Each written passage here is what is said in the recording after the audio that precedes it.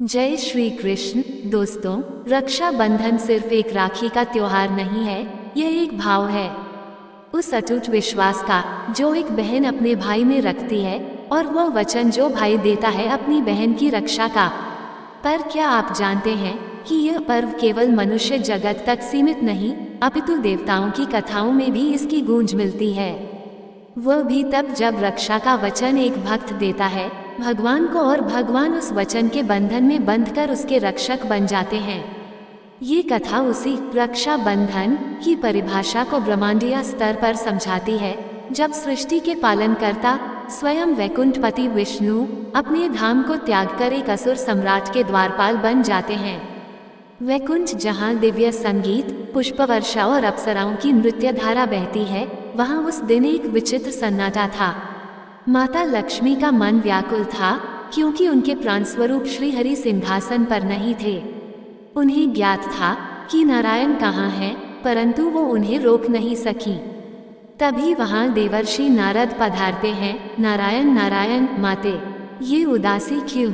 माता लक्ष्मी कहती हैं, प्रभु पाताल लोक में हैं, बलि के द्वारपाल बनकर। नारद चौंकते हैं, क्या? देवों के देव, एक असुर के प्रारी। और तब आरंभ होती है वह कथा जो रक्षा बंधन से भी गहरा अर्थ लिए हुए है। असुर सम्राट बलि, जो प्रहलाद का पौत्र था, अपने यज्ञों और दान से इतना शक्तिशाली हो गया कि देवलोक भी कांपने लगा। वह कहता है, मैं त्रिलोक विजयी बनूंगा। शुक्राचार्य उसे सचेत करते हैं कि देवता छल में माहिर हैं। तुम्हारे दादा को नारायण का वचन था कि वे तुम्हारे वंश का संहार नहीं करेंगे, पर वे छल से तुम्हें रोक सकते हैं। बलि कहता है, यदि स्वयं विष्णु भी याचक बनकर आ जाएं, तो मैं उन्हें भी खाली हाथ नहीं लौटा सकता। मेरा वचन ही मेरा धर्म है। और ठीक उसी समय यज्ञ के बीच आता है एक बाल ब्राह्मण वामन, जो वास्तव में विष्णु का 5वां अवतार है। वह मांगता है 3 पग भूमि।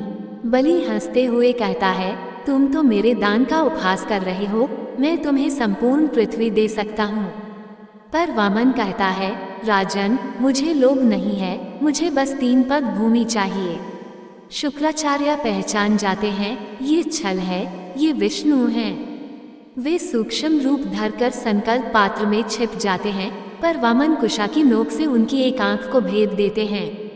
तब बलि संकल्प लेता है और जैसे ही वह कहता है, मैं 3 पग भूमि देता हूँ, तभी वामन विराट रूप धारण करते हैं।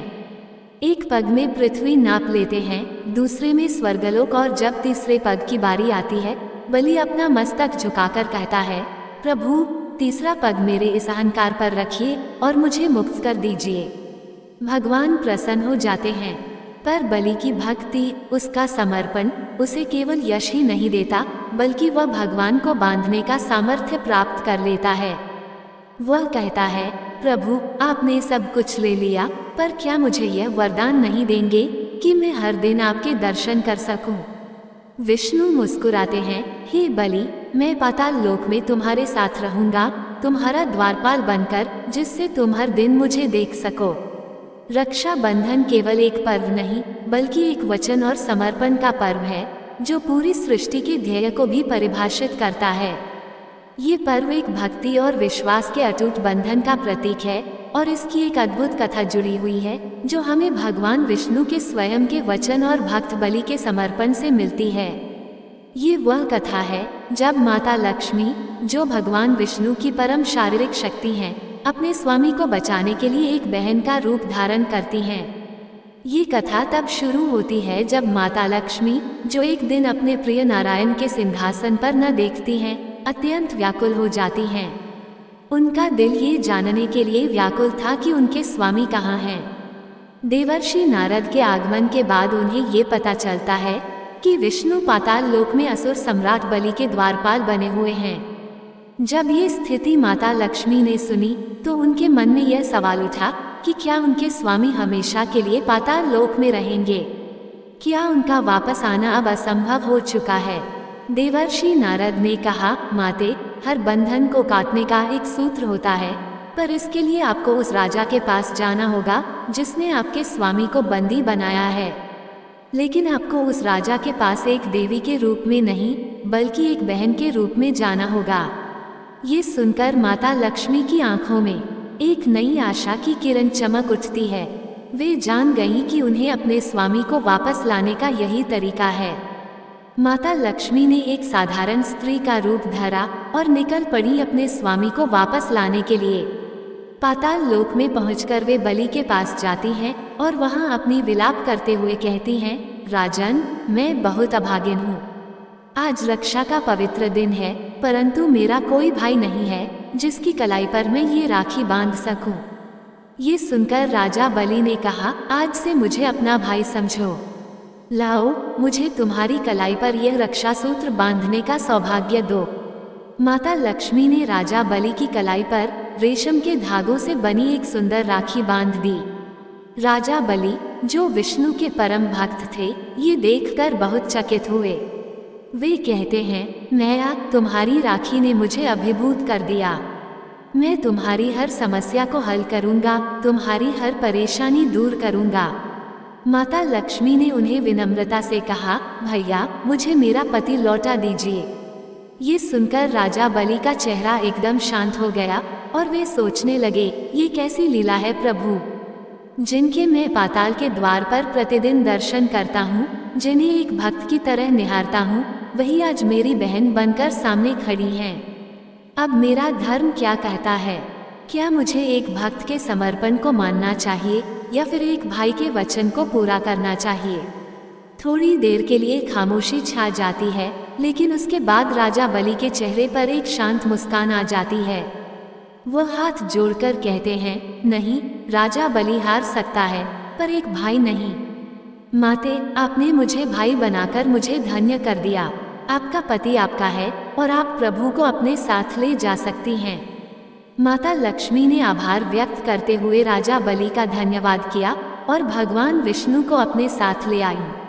इस घटना के बाद श्रावण मास की पूर्णिमा इतिहास में रक्षाबंधन के नाम से जानी जाएगी।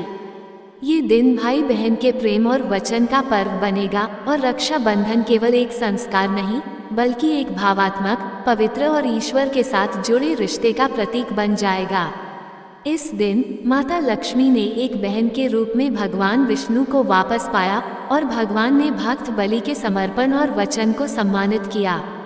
इस घटना ने रक्षाबंधन के महत्व को पूरी सृष्टि में अमर कर दिया और यह सदैव हमें याद दिलाएगा कि भक्ति, समर्पण और वचन के बंधन कभी भी भगवान को हमारे जीवन में वापस ला सकते हैं।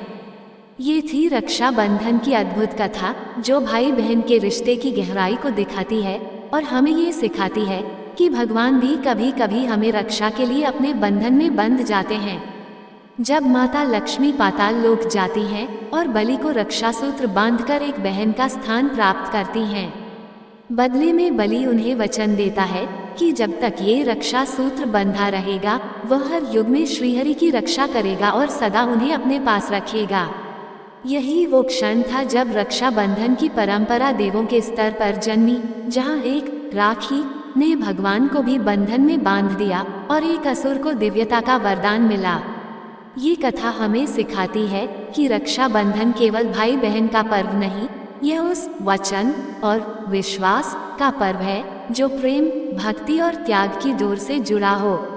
दोस्तों, यही थी वो अद्भुत और भावपूर्ण कथा जिसमें एक भक्त के वचन ने स्वयं भगवान को बंधन में बांध लिया और एक बहन के प्रेम ने रक्षाबंधन जैसे पवित्र पर्व को जन्म दिया। अगर इस कथा ने आपके मन को स्पर्श किया हो, आपके हृदय में भक्ति, प्रेम और रिश्तों की गरिमा को फिर से जीवित किया हो, तो इसे अपने भाई या बहन के साथ जरूर साझा कीजिए। अगर आप भी अपने भाई या बहन से सच्चा प्रेम करते हैं तो इस वीडियो को लाइक करें, अपने प्रियजनों के साथ शेयर करें और ऐसे ही पौराणिक, प्रेरणादायक और भक्ति से भरी कथाओं के लिए हमारे चैनल को सब्सक्राइब करना न भूलें। और हाँ, कमेंट में एक छोटा सा संदेश जरूर छोड़िए। जय श्री कृष्ण उन सभी भाई बहनों के लिए जिनका प्रेम अमर है और जिनके रिश्ते वचन, विश्वास और भक्ति से जुड़े हैं। जय श्री हरि, जय श्री लक्ष्मी, जय श्री वामन देव। रक्षाबंधन की आप सभी को शुभकामनाएं। अगर यह कथा आपके हृदय को छू गई हो तो इसे दूसरों से भी साझा कीजिए और कमेंट में बस इतना लिखिए, नारायण नारायण, मेरी भक्ति भी बलि जैसी हो। धन्यवाद।